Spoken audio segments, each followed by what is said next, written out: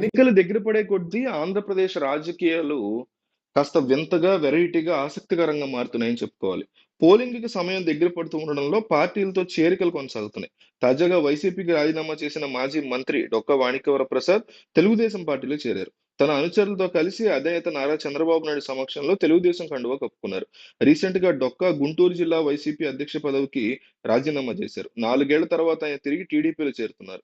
డొక్కా మాణిక్యవర ప్రసాద్ తాడికొండ టికెట్‌ని ఆశించారు. అక్కడ మాజీ మంత్రి మేకతోటి సుచరితకి వైసీపీ అవకాశం కల్పించింది. దీంతో గత కొంతకాలంగా డొక్కా పార్టీ కార్యక్రమాలకు కంప్లీట్‌గా దూరంగా ఉంటున్నారు. డొక్కా మాణిక్యవర ప్రసాద్ గుంటూరు జిల్లా తాడికొండ నియోజకవర్గం నుంచి గతంలో 2 సార్లు గెలిచి ఎమ్మెల్యే అయ్యారు. అయితే అప్పుడు కాంగ్రెస్ పార్టీ ఆంధ్రప్రదేశ్‌లో ఇంకా కంప్లీట్‌గా సమాధైపోయిన తర్వాత ఆయన తెలుగుదేశం పార్టీలో చేరారు. ఆ తర్వాత మళ్ళీ వైసీపీలో చేరారు.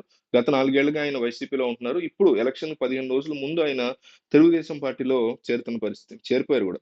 సో, మాజీ మంత్రిగా గూడా కాంగ్రెస్‌లో పనిచేశారు. 2014 ఎన్నికల సమయంలో డొక్కా టీడీపీలో చేరారు. ఆయనకి చంద్రబాబు ఎమ్మెల్సీగా అవకాశం ఇచ్చారు. అయితే 2019 ఎన్నికల ఫలితాల తర్వాత డొక్కా మాణిక్యవర ప్రసాద్ తెలుగుదేశం పార్టీకి గుడ్ బై చెప్పి వైసీపీలో చేరారు.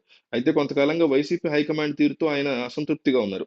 టికెట్ కేటాయింపు, ప్రాధాన్యత లేకపోవడం, అంటిముట్టనట్టుగా ఉంటున్నారు. వైసీపీ గుంటూరు జిల్లా అధ్యక్షుడిగా డొక్కా ఉన్నారు. పార్టీ అలాగే సీఎం జగన్మోహన్ రెడ్డి తీరుతో విసుగు చెందానని అందుకే తెలుగుదేశం పార్టీలో చేరానని ఆయన చెప్తున్నారు.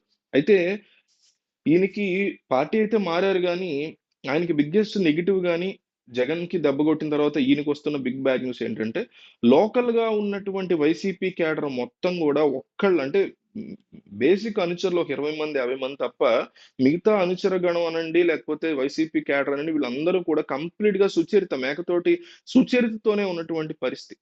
ఎందుకంటే కంప్లీట్ క్యాడరు ఈ ఏరియాలో ఉండేటువంటి క్యాడర్ అంతా కూడా వైసీపీ పార్టీ అన్నా, జగన్ అన్నా విపరీతమైన అభిమానం ఉన్న క్యాడర్.